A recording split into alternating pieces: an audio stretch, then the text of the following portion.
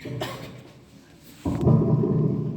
सेवा के कर्म पथ पर पल पल है जो बढ़ते, राह में कठिनाई आए चाहे लाख, ना कभी पीछे मुड़ते, बिना डरे किसी से जो सुबह शाम जपते, भारत का राष्ट्रीय आदर्श वाक्य सत्यमेव जयते, सत्यमेव जयते।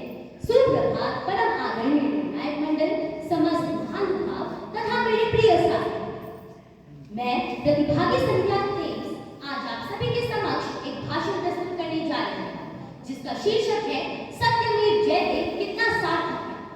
सत्यमेव जयते भारत का राष्ट्रीय आदर्श वाक्य है। यह वाक्य हमारे राष्ट्र प्रतीक अशोक स्तंभ के नीचे लिखा है। सेना अधिकारियों की पोशाकों व मेडल्स में लिखा है।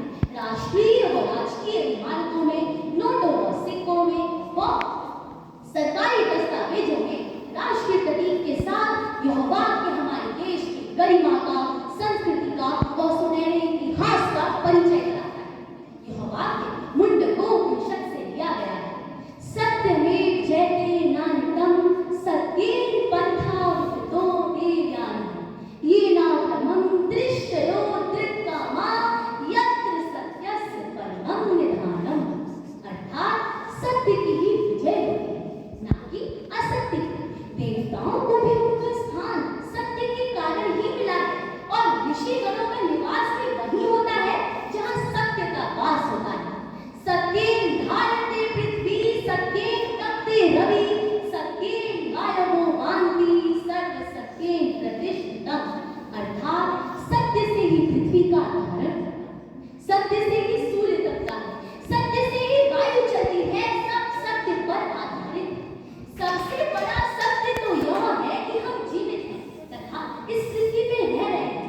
सभी ग्रहों में से पृथ्वी ही केवल ऐसा ग्रह है जिसमें जल व वायु है, जिसकी वजह से जीवन चल रहा है।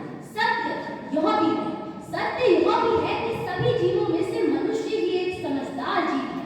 अतः मनुष्य को सत्य के मार्ग में चलना चाहिए और जीवों की रक्षा करनी चाहिए। एक झूठा व्यक्ति अपराधी होता है।